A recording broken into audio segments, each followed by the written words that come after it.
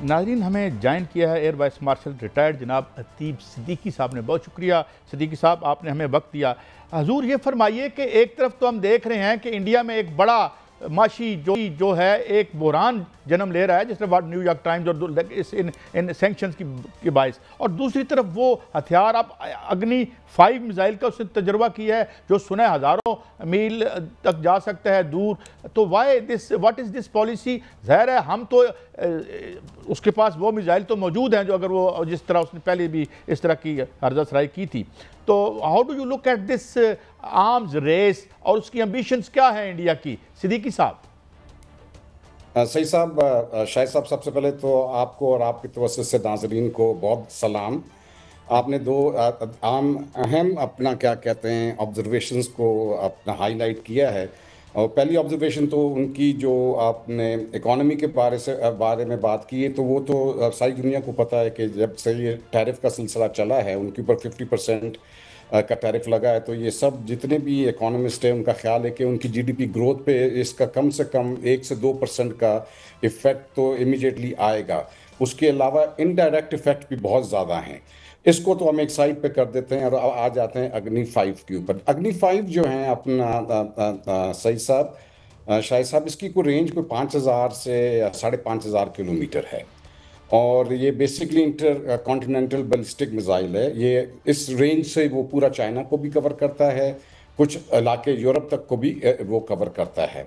अच्छा, तो ये पाकिस्तान तो ऑफ कोर्स उस रेंज के अंदर आ जाता है, लेकिन ये कोई ऐसी चीज़ नहीं है कि क्या कहते हैं ये इस रेस, अगर आपने रेस का लफ्ज़ इस्तेमाल किया है कि ये रेस में उनसे आगे निकल गए हैं चाइना से। चाइना के पास एक DF-41 इंटरकॉन्टिनेंटल बैलिस्टिक मिसाइल है। ये 5 से 5500 किलोमीटर इंडिया की मिसाइल की रेंज है, उस मिसाइल की रेंज 12000 किलोमीटर है। ओके, 12000 किलोमीटर है, और जो कि MIRV है, multiple independently re entry targeting vehicle, जिसपे वो 10 अपना वॉर हेड्स कैरी कर सकता है एक टाइम पे।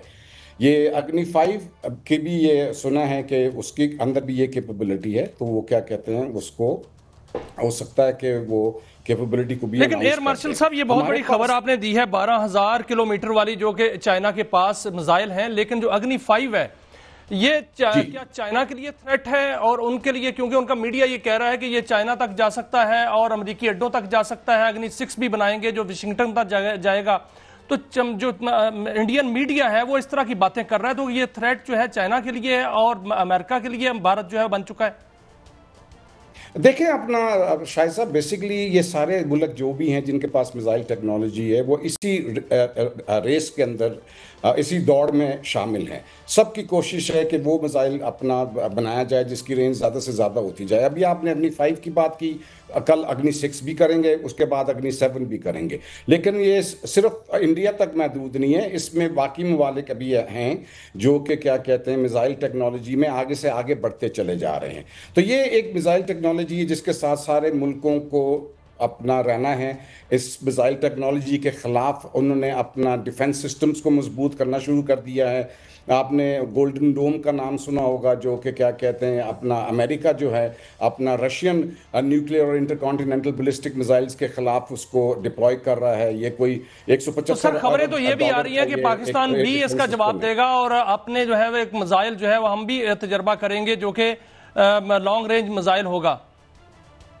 देखें, हमारा जो हम कर सकते हैं उसमें कोई शक नहीं है। हमने अपना ऑब्जेक्टिव पहले डिफाइन करना है कि हमने उस लॉन्ग रेंज मिसाइल्स के साथ करना क्या है। हमारा कोई इरादा ऐसा नहीं है हमारा कि हम कोई यूरोप को अटैक करें, हम कोई अमेरिका को अटैक करें। हमारा कोई ऐसा इरादा नहीं। हम तो बहुत दफ़ा अनाउंस कर चुके हैं कि हम अमन पसंद लोग हैं, लेकिन हमें एक थ्रेट है। थ्रेट किससे है? हमारे जो नेबर हैं वो इंडिया से है। उसके लिए हमारे पास ऑलरेडी मिसाइल मौजूद है, शाहीन 3, जिसकी रेंज इतनी है कि पूरा इंडिया उससे कवर हो जाता है, 2700 किलोमीटर से ज़्यादा है।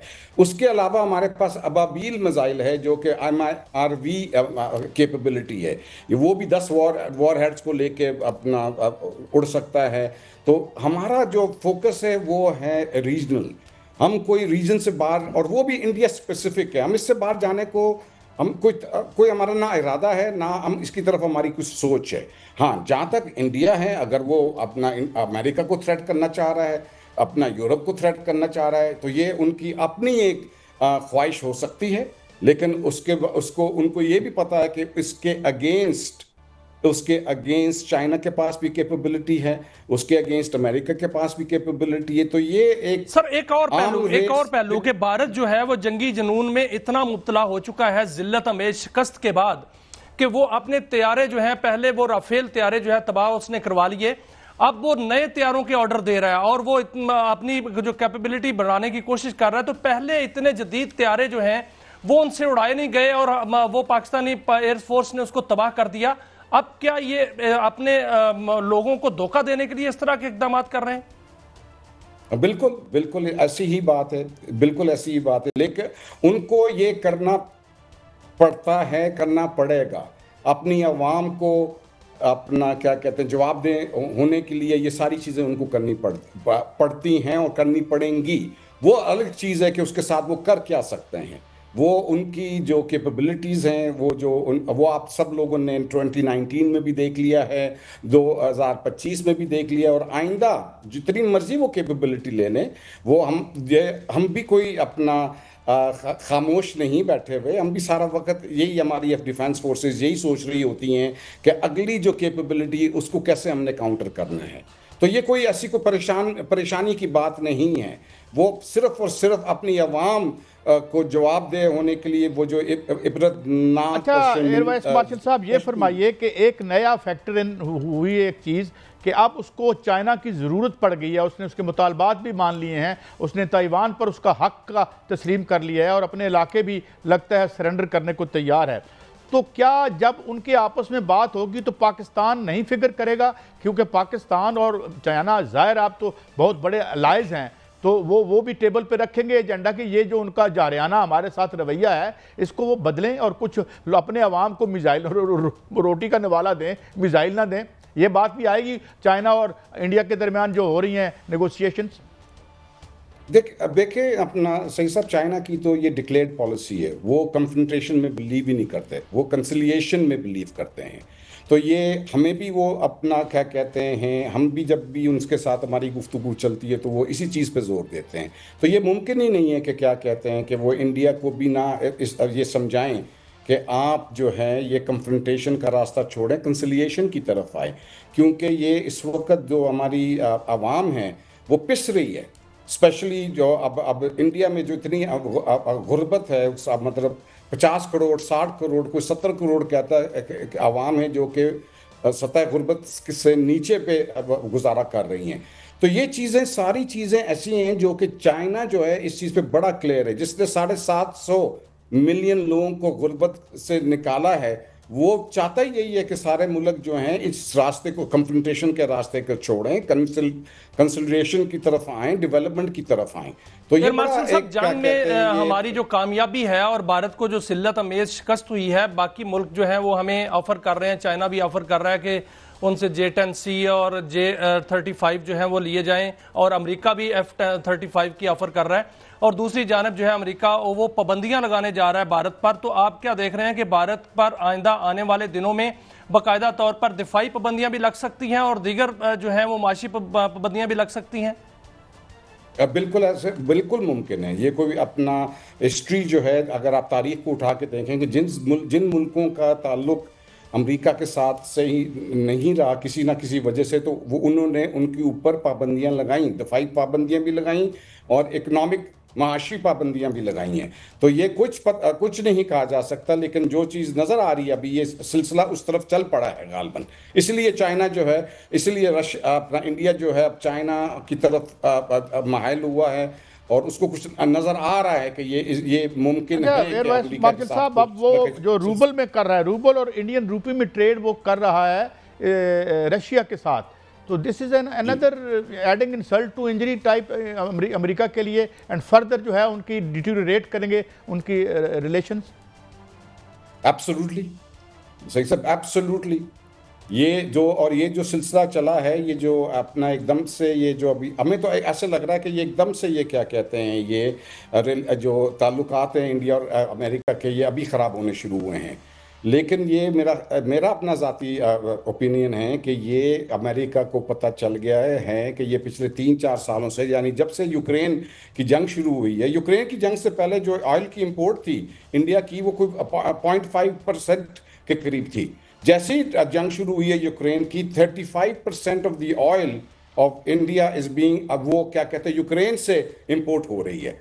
उसके अलावा जो उन्होंने बहुत ज्यादा एक्सपोज हुआ है इंडिया पिछले 2-3 सालों में। अच्छा एयर वाइस मार्शल साहब, मैं वक्त में ज्यादा आपसे फायदा उठाना चाहता हूँ। वाशिंगटन टाइम्स में आज एक पीस छपा है जिसमें उन्होंने फील्ड मार्शल साहब को अपना क्लोज अलाय कहा है। तो ये जो नए रिलेशनशिप्स हैं इनकी क्या बेसिस है? और जाहिर है इसे हम कामयाबी समझेंगे डिप्लोमेटिक महाज पर, but what are the determinants of this new जो हमारा एक इरा इंडिया अमेरिका के साथ दोस्ती का शुरू है?